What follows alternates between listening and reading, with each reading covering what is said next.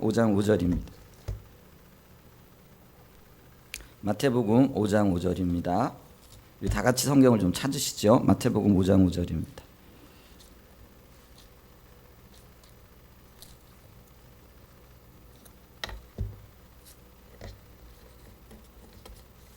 자, 한 목소리로 같이 읽습니다. 시작. 온유한 자는 복이 있나니 그들이 땅을 기업으로 받을 것이며. 다시 한번 읽습니다. 온유한 자는 복이 있나니 그들이 땅을 기업으로 받을 것이며. 아멘. 우리가 지금 팔복과 관련되어진 말씀들을 지금 몇 주째 이렇게 나누고 있죠. 이게 팔복은 마음의 자세와 태도의 문제다, 이렇게 말씀드렸죠. 그렇기 때문에 이거는요, 어떤 의무이라기보다는요, 하나님의 복음에 가까운 말씀입니다. 그래서 이 말씀을 설명하지 아니하고요, 예수님께서는 이 말씀을 이렇게 선포하고 계신 것을 이렇게 보죠. 이게 선포를 헬라어로는 캐리그마라 이렇게 얘기를 합니다.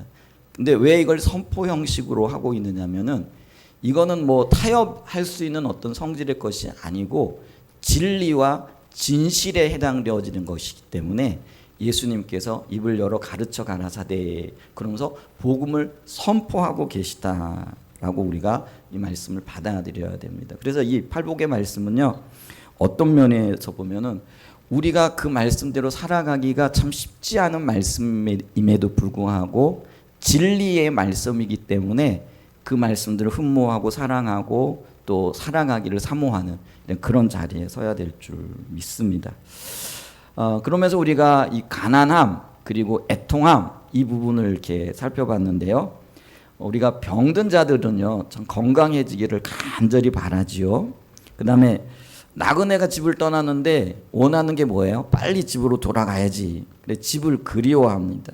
근데 이 가난한 마음이 바로 그런 마음입니다. 하나님을 그리워하는 것. 그래서 하나님이 내 삶에 오셔서 통치하시고 내 삶을 풍성하게 하지 못하게 하시고 못하는, 그러니까 그런 결핍, 내 안에 하나님으로 가득 채워져야 되는데 나는 여전히 배가 고픈 거죠. 이게 가난함이라는 거죠. 내 안에 하나님이 없기 때문에 오는 그런 것이죠. 그러다 보니까 자신의 이 처지를 이렇게 보고 깨닫게 되는 거죠. 그래서 그것 때문에 안타까워요. 주님이 함께 하시면은 내 삶에 더 놀라운 하나님의 은혜가 또 생명이 풍성하게 될 텐데 그것이 없는 것이 너무나 안타깝고 힘겹게 느껴지는 거죠. 그래서 이 안타까운 마음을 다른 말로 얘기하면 애통함이다, 이렇게 말씀드렸습니다. 그래서 하나님이 나의 삶을 온전히 통치하시지 못하고 내가 하나님의 뜻에 내 삶을 온전히 드리지 못하고 있는 이 현실들을 보면서 슬퍼하고 애통해하는 것, 이것이 애통한 마음이라 이렇게 말씀을 드렸고요. 그 다음에 오늘 살펴볼 것이 온유한 마음인데, 사실은 이 온유한 마음은 가난한 마음과 애통한 마음의 그 어떤 연장선상에 있는 그런 말씀이다, 이렇게 말씀드릴 수 있습니다. 그래서 내 안에 가난함이 있고 애통함이 있다면은 이 마음을 가지고 살아가야 되겠구나. 그래서 이 마음이 삶에 실질적으로 나타나는 열매들이 온유한 마음이다, 이렇게 말씀드릴 수 있다라는 것이죠. 그래서 오늘 저는요, 이 온유한 마음을 가지고 5가지 소주제를 가지고 말씀을 나누기를 원합니다. 첫 번째로는 온유함의 정의가 무엇인가. 두 번째는요, 이 온유가 정의적으로 볼 때 부드러운 마음의 상태인데, 그러면 부드러운 마음의 상태라면 어떤 것이 온유한 마음인가. 실질적인 예를 한 3가지 정도 들 겁니다. 그 다음에 세 번째, 온유한 자로 살아가게 되어질 때 어떤 삶의 열매들이 맺힐 것인가. 네 번째요, 그러면 이 온유한 자들에게 약속되어져 있는 하나님의 복은 무엇인가. 그 다음에 5번째가요, 그러면 어떻게 내가 온유한 자의 삶을 살 수 있을 것인가. 이 5가지 주제를 가지고 나눌 겁니다. 그래서 오늘 시간이 되는 대로 쭉 이 말씀들을 나눠보기를 원합니다. 첫 번째, 온유의 정의입니다. 온유의 정의. 자, 온유는요, 사전적으로 이렇게 보면은요, 국어사전을 찾아보면 이렇게 나옵니다. 온화하고 부드럽다. 또 사람의 표정이나 성질이 온화하고 부드러움. 명사적으로는 이렇게 정의를 합니다.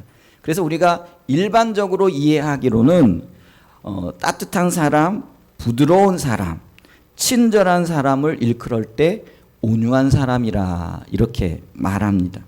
그러면 성경에서는 이 온유한 자를 뭐라고 정의를 하고 있느냐 하면은요, 이 헬라어로는 온유한 이런 말이 프라위스라는 단어를 쓰는데요.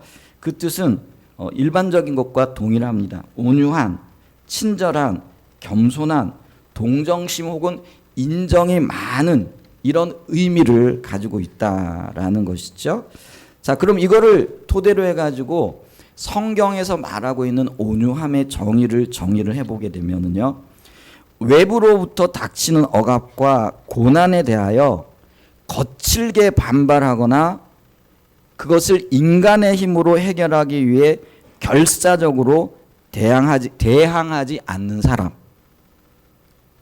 자, 다시 한번요. 외부로부터 혹은 환경으로부터 닥치는 억압과 고난에 대하여 거칠게 반발하거나 인간의 힘으로 해결하기 위해 결사적으로 대항하지 않는 사람. 이걸 온유한 사람이라 정의를 하는데요. 요거를 조금 더 쉽게 풀어보면요, 칼빈 선생이 이런 말을 했습니다. 온유란 부드러운 마음으로 살며 노하기를 더디하며 절제할 수 있는 그 마음, 이렇게 얘기를 하고 있습니다. 그런데 우리가 이 온유함의 정의를 들으면 썩 마음에 들지 않습니다. 왜냐하면 이 온유함의 정의를 이렇게 가만히 들어보면은요, 이런 사람들이 살아가는 삶의 그런 어떤 모습들은요, 세상적인 판단과 기준으로 볼 때는요, 대단히 무능한 사람이에요. 그리고 대단히 무기력한 사람입니다. 그러니까 외부로부터 어떤 외압이 있고 억압이 있는데도 불구하고 아무 대항도 안 하는 거예요. 또 누군가가 나를 해치려고 하는데 거기에 대해서 어떤 반응도 안 하는 사람이라 이렇게 지금 들려질 수 있는, 그래서 이거를 세상적인 어떤 관점으로 보게 되어지면은 그런 사람은요, 굉장히 무기력하고 무능하고 손해를 많이 보는 사람이 되어질 수 있다라는 것이죠. 그런데 성경은 놀랍게도요, 이런 사람을 온유한 사람이라 이렇게 이야기를 하고, 이런 사람이 하나님의 유업인 땅을 받을 것이다 이렇게 말하고 있다라는 거예요. 그렇다면 이 온유함 속에는요, 우리가 세상적으로 받아들이기에 굉장히 어렵지만은 하나님의 진리가 이 말씀 속에 담겨져 있다라는 걸 기억해야 됩니다. 그래서 하나님께서 온유한 자가 되라라고 선포적으로 우리에게 말씀하고 계시다라는 것이죠. 자, 그렇다면 우리가 이 성경적인 정의를 토대로 해가지고 큰 두 번째로 이 온유가 부드러운 마음, 반응하지 않고 그걸 수용하고 받아들이는 마음이라고 했다라면은 구체적으로 어떤 것이 온유한 마음인가, 요거를 좀 보기를 원하는데요. 큰 두 번째, 첫 번째입니다. 극단에 치우치지 않는 마음이라는 거예요. 이게 극단이라는 건 뭐예요? 양쪽 끝으로 달려가는 거죠. 오늘 우리나라가 굉장히 어떤 면에서 갈등을 겪고 있는 것도 이 부분이죠. 양쪽 극단을 지금 달려가고 있는 거죠. 민주당이 주장하는 거하고 국민의힘이 주장하는 게 달라요. 그러니까 우리가 무엇이 옳다 그러다 이렇게 얘기를 하진 못하겠지만은 하여간 양 극단에 서 있기 때문에 타협하지 못하는 거죠. 그래서 서로 싸우고 있는 부분이죠. 그리고 어떤 면에서 보면 우리 인간사가 그렇다라고 이렇게 말씀드릴 수 있다라는 것이죠. 그런데 우리가 이 극단에 치우쳤다라는 것은요, 나는 옳고 당신은 틀렸다라는 그런 기본 전제가 깔려져 있다라는 거죠. 그래서 나는 옳고 당신은 틀렸기 때문에 당신이 고쳐야 돼, 나는 고칠 것이 전혀 없어, 이렇게 말할 뿐만 아니라 그거를 고집하고 쭉 밀고 나가는 이제 그런 자세가 되어진다라는 거죠. 그렇게 되어지니까 양보라는 건 없고요, 경청, 잘 새겨듣는 그런 자세가 없게 되어지죠. 근데 우리가 여기서 기억해야 할 게 있는데 그게 뭐냐면, 사람은요 늘 틀릴 수 있는 존재라는 거예요. 늘 연약할 수 있는 존재라는 거예요. 내가 아무리 옳다라고 생각했는데 그것이 시간이 지나고 아니면 뒤돌아보게 되어지고 또 하나님의 관점에 이렇게 보게 되어지면은요, 언제든지 틀릴 수 있는 존재라는 거를 늘 우리는 마음에 새기고 있어야 된다라는 거죠. 내가 강력하게 주장을 했지만은 그 주장이 어느 시점이 지나거나 아니면 새로운 사실이 밝혀지거나 어떤 것들이 이렇게 보여지게 되어지면은 틀릴 수 있는 그런 존재요, 또 틀릴 수 있는 것들이라는 것을 늘 기억해야 된다는 거죠. 그래서 이 극단에 치우치지 않는 마음이라는 것은요, 내가 틀릴 수 있다라는 것을 인정하며 살아가는 마음이라는 거예요. 근데 여러분, 내가 틀린 것을 깨달았을 때 내가 틀렸군요 라고 말할 수 있는 거는요, 정말 용기 있는 행동이고 하나님이 원하시는 마음이라는 거죠. 이게 회개의 토대가 되어지고 기초가 되어지는 거예요. 여러분, 우리가 회개한다라는 거는 내가 틀리고 하나님이 맞습니다라는 그런 고백이 되어지는 거잖아요. 그렇기 때문에 하나님의 말씀에 비춰봤을 때, 하나님의 마음에 비춰봤을 때, 이게 하나님의 마음을 벗어나는구나, 이런 것이 깨달아지면은요, 언제든지 눈물을 흘리며 주님, 내가 잘못 알았습니다, 잘못 살았습니다, 잘못 깨달았습니다, 용서해 주세요. 이게 여러분 극단으로 치우치지 않는 마음이고 회개하는 마음이 되어줄 수 있다라는 거죠. 동양적인 사고로는요, 이 의미를 중용이라 이렇게 표현을 합니다. 우리가 좀 쉽게 얘기를 하면은요, 세종대왕 때에 황이라는 정성이 있었죠. 제가 기억하기로는 그분이 18년 동안 영의정을 지냈대요. 한나라의 재상으로 영의정이면 오늘날의 국무총리인데 18년 동안이나 지냈다라는 건 참 대단한 분이잖아요. 근데 그분이 이 중용의 도를 굉장히 중요하게 여겼는데요. 한 일화가 있어요. 여러분 다 잘 아시는 일화일 거예요. 집안의 두 종이 막 싸웠어요. 그리고는 막 피터지게 싸우고 와가지고는 주인에게 와가지고 얘기를 합니다. 이 사람이 이렇게 하고 저렇게 했기 때문에 저 사람이 잘못된 겁니다. 그랬더니 황희정성이 그래, 네 말이 참 맞다, 이렇게 얘기를 했다죠. 그랬더니 옆에 있던 이 종이 또 이렇게 얘기를 합니다. 아닙니다.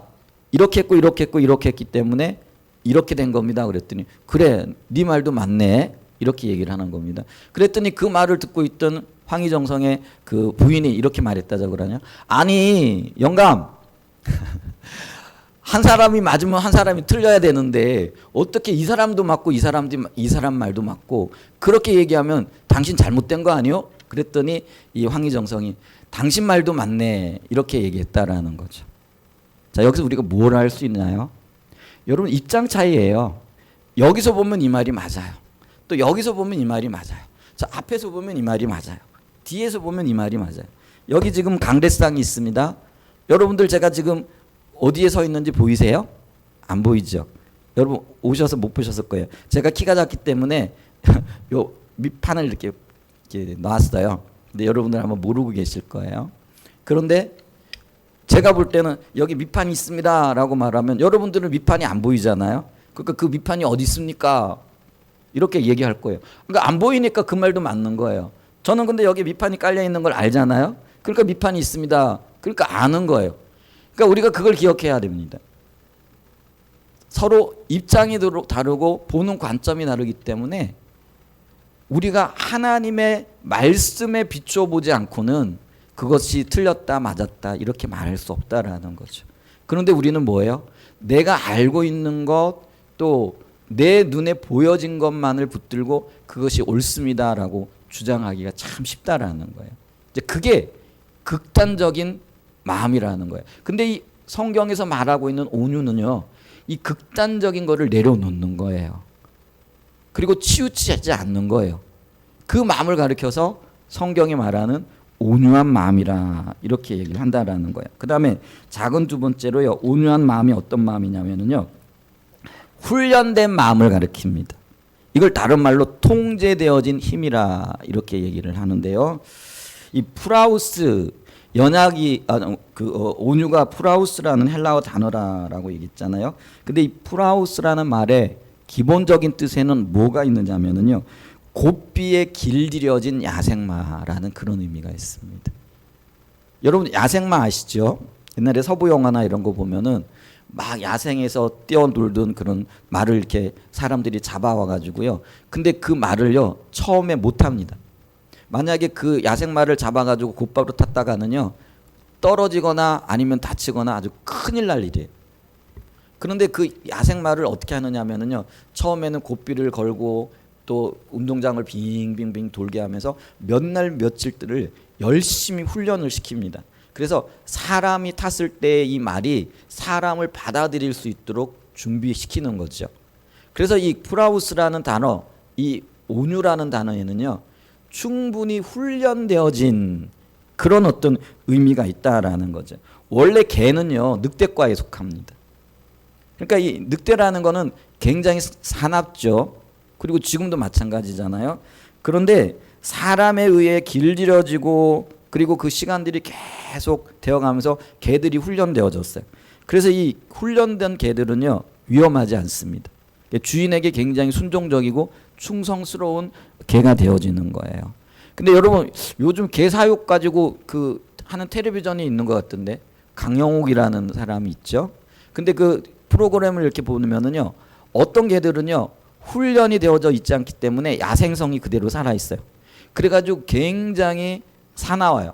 그리고 그런 개들을 잘못 건드렸다가는요. 물리거나 다치게 되어질 어떤 위험이 있다라는 것이죠. 그런데 온유는요.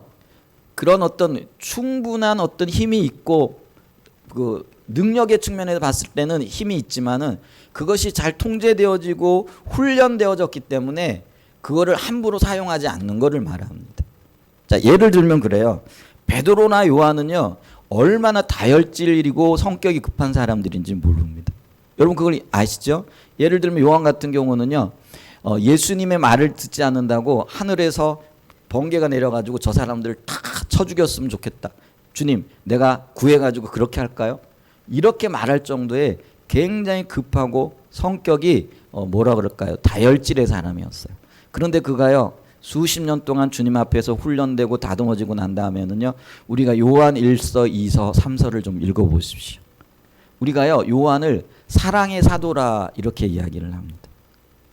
얼마나 그가 온유해졌는지 모르는 그런 상태로 변화되어진 거죠. 근데 그게 바로요.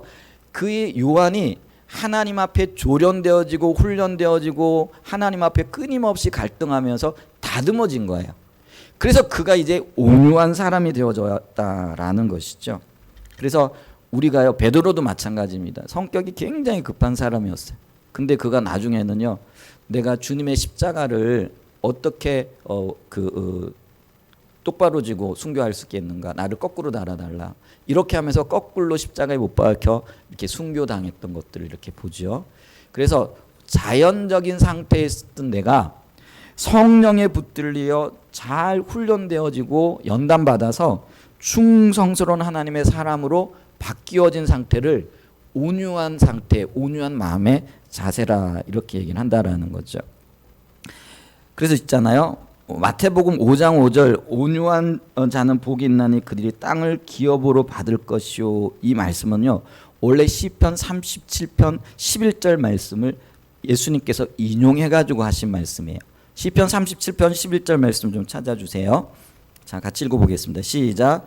그러나 온유한 자들은 땅을 차지하며 풍성한 화평으로 즐거워하리로다. 그래서 이 시편 37편 11절에서 말하고 있는 그 온유한 자는요. 히브리어로 구약의 히브리어로 쓰여졌잖아요. 아나우라는 그런 단어입니다. 아나우. 근데 이 아나우라는 단어는요. 가난한 고통받는 겸손한 온유함을 의미합니다. 그리고 이 말에 구약 성경에는 한 19번 정도 이렇게 사용이 되어져 있어요. 근데 이 말씀의 배경이 어떻게 되냐면요. 시편 37편 자체가 다윗이 쓴 시입니다. 근데 이 다윗이 뭘 가지고 이 시를 썼냐면요. 잘 나가고 있는 악인들 그 주변에요. 너무나 많았어요. 우리가 다윗의 일생을 보면은요. 다윗을 죽이려고 하는 수많은 시도들이 있었던 것들을 보고요. 그게 장인 사울이었죠. 그리고 사울을 그 충동질하는 수많은 사람들이 그 주변에 있었던 것들을 이렇게 보죠.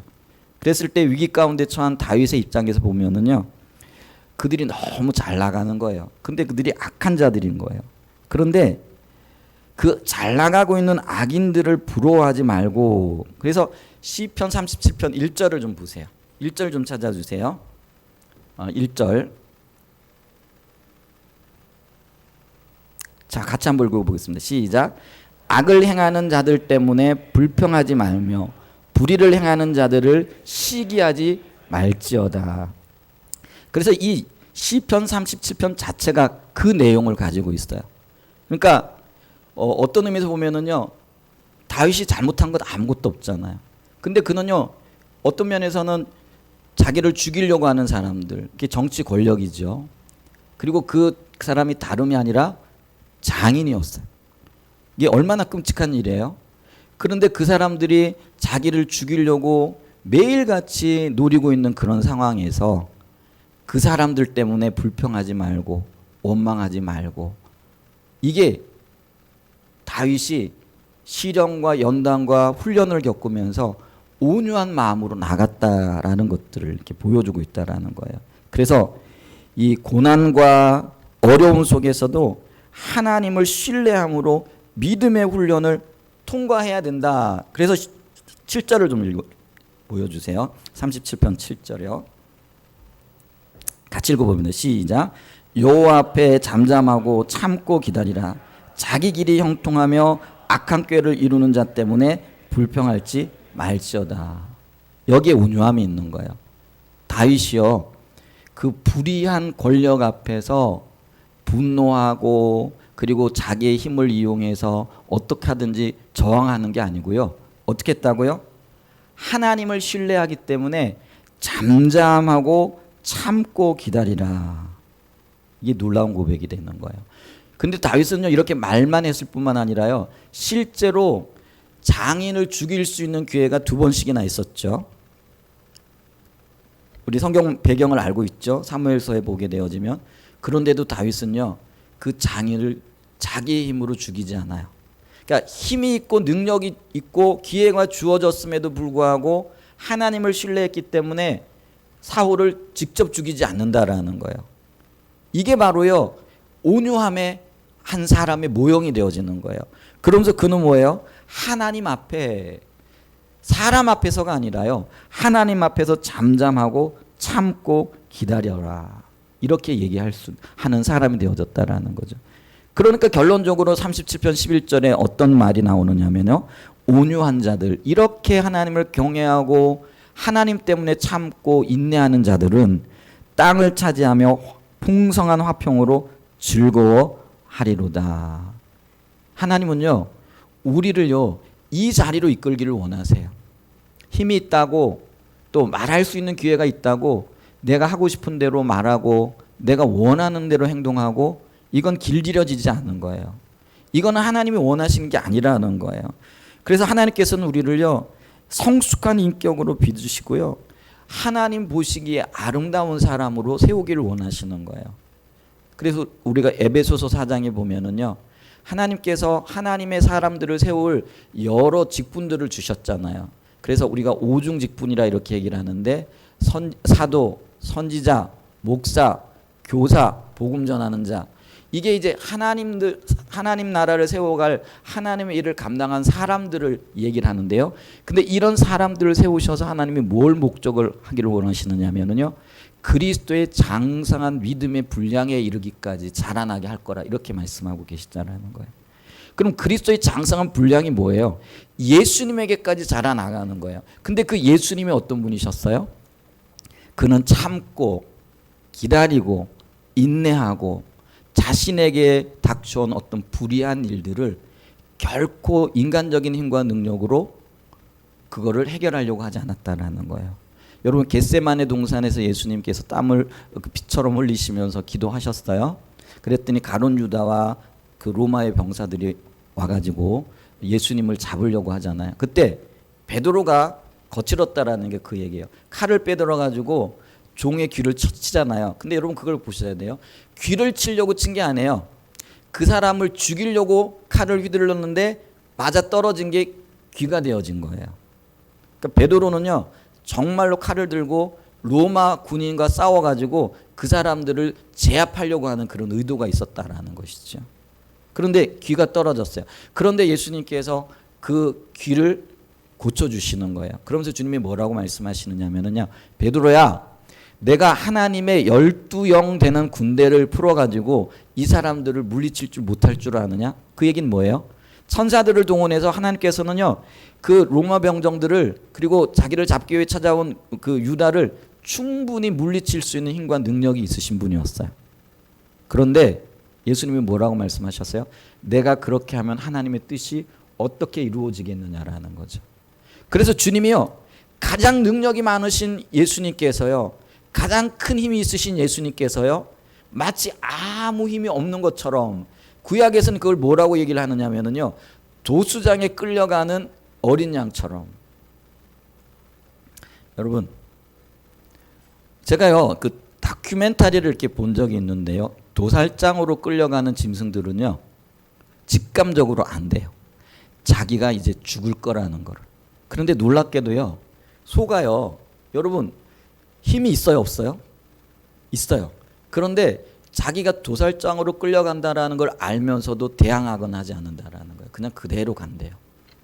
근데 예수님을 뭐라고 평가를 하고 있느냐면요, 도살장으로 끌려가는 짐승처럼 주님은요, 그렇게 자기를 죽이려고 하는 사람들에게 어떤 대항도 어떤 반응도 하지 아니하시고 그냥 끌려가시는 거예요.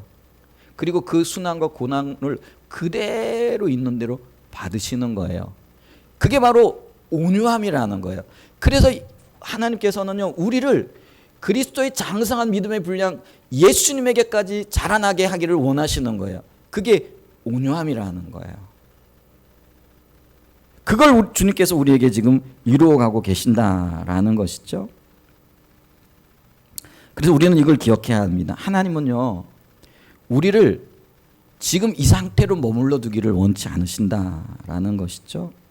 그래서 때로는 환경을 통해서, 때로는 사람을 통해서, 때로는 우리가 그렇게 싫어하는 여러 가지 일들을 통해서 우리를 새롭게 하시고 빚으시고 훈련시키시고 연단시키셔서 온유한 자리로 이끌고 나가신다라는 거예요.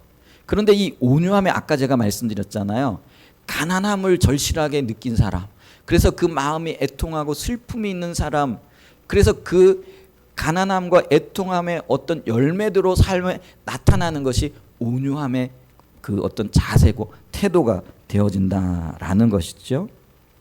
예수님이 이렇게 사셨던 것처럼 하나님은 하나님의 사람들을 이렇게 세워가시는데 그 중에 대표적인 사람이 모세예요. 모세를 얘기할 때 민수기 12장 3절 보면은요, 우리가 잘 알고 있습니다. 이 사람 모세는 온유함이 지면의 모든 사람보다 더하리라. 이 땅에 살아가는 그 어떤 사람들보다도 모세에게서 온유함을 볼 수 있다라는 그런 의미죠.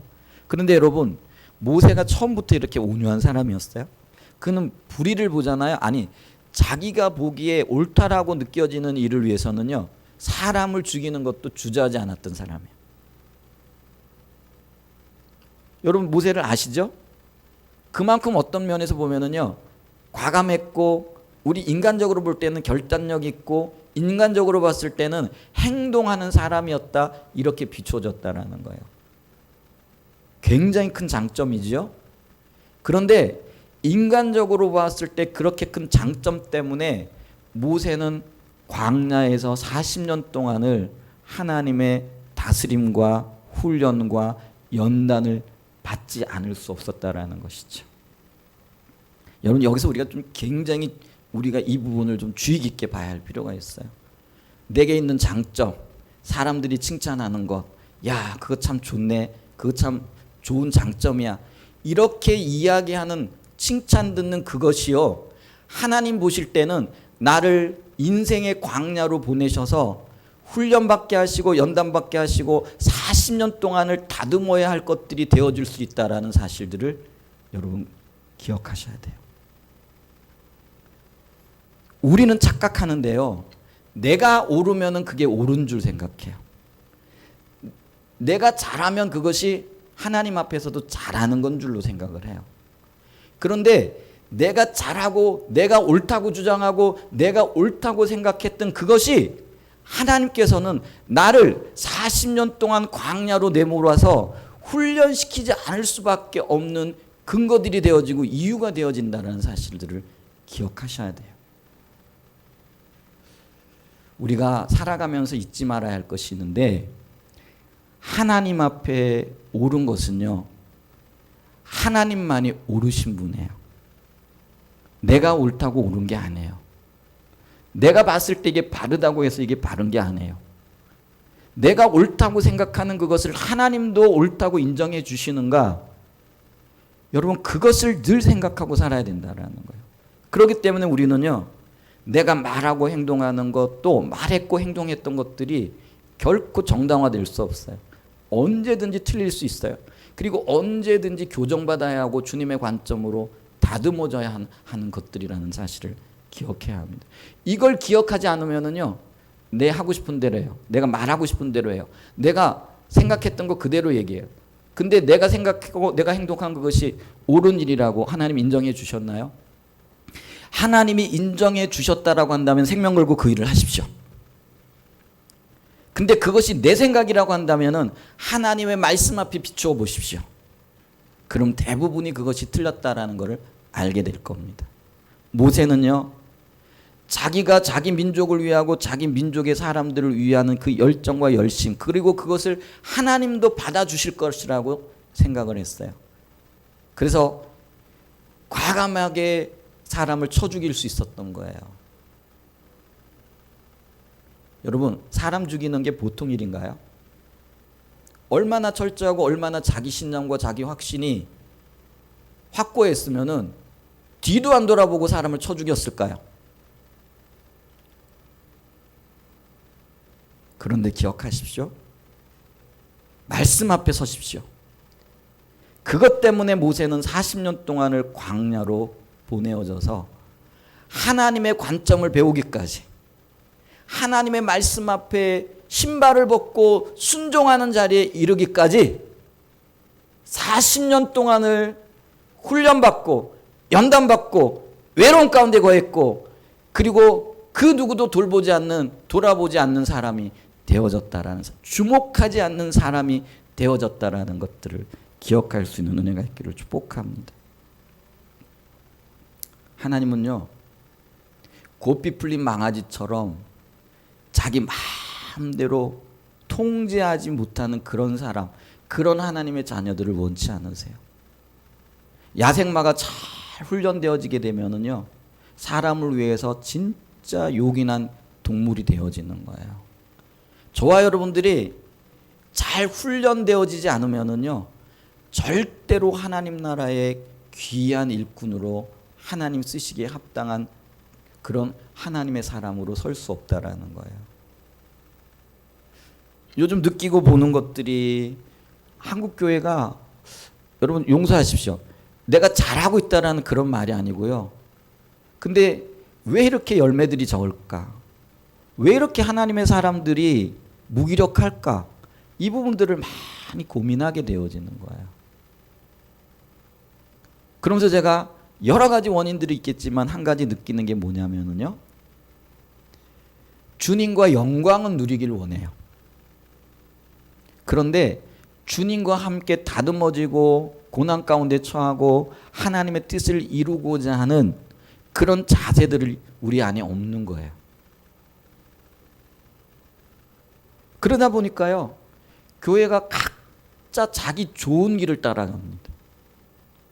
그런데 교회는요, 자기 길을 따라가는 그런 단체가 아니에요. 그렇다면 정치 단체와 뭐가 다를 게 있어요?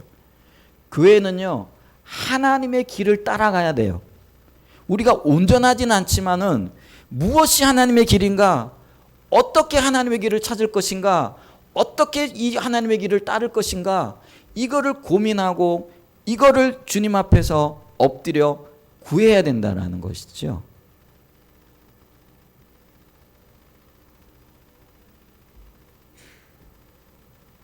세 번째로요, 본능과 감정을 잘 다스리는 마음이 온유한 마음입니다.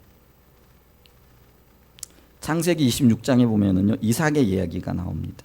블레셋 사람들이 시기로 인해서 이삭이 우물만 파면 와가지고 방해를 하면서 우물을 메꿔버리는 거예요. 26장을 좀 잘 읽어보시기 바랍니다. 그래서 그것 때문에 다툼이 이렇게 일어나죠. 그런데 이삭이요, 다툼이 일어날 때마다 그들과 정면으로 싸우지 않고요, 그냥 그 소유권을 블레셋 사람들에게 넘겨줘 버려요. 그런데 희한하게도요, 넘겨주고 다른 데 가서 우물 파면은요, 그곳에서 물이 콸콸콸콸 쏟아져 나오는 거예요. 여러분, 요즘처럼요, 뭐 어떤 기술이 발달돼 가지고 여기 물 수원지가 있다 그래 가지고 기계로 뚫어 가지고 물 뽑아 올리는 이거요 안 해요. 3,000년 전에 그런 거 없었어요.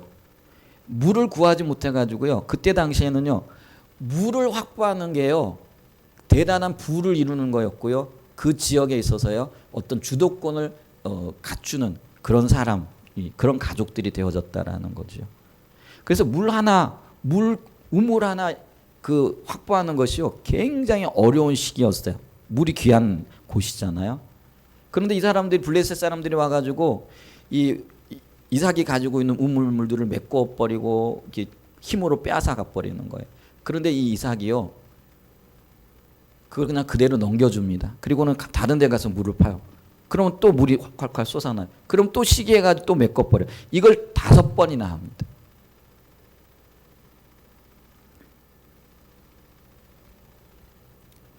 여러분, 이삭의 아버지가 아브라함이죠. 근데 이 아브라함도요, 자신의 감정이나 세상적인 기준을 따르지 않았어요.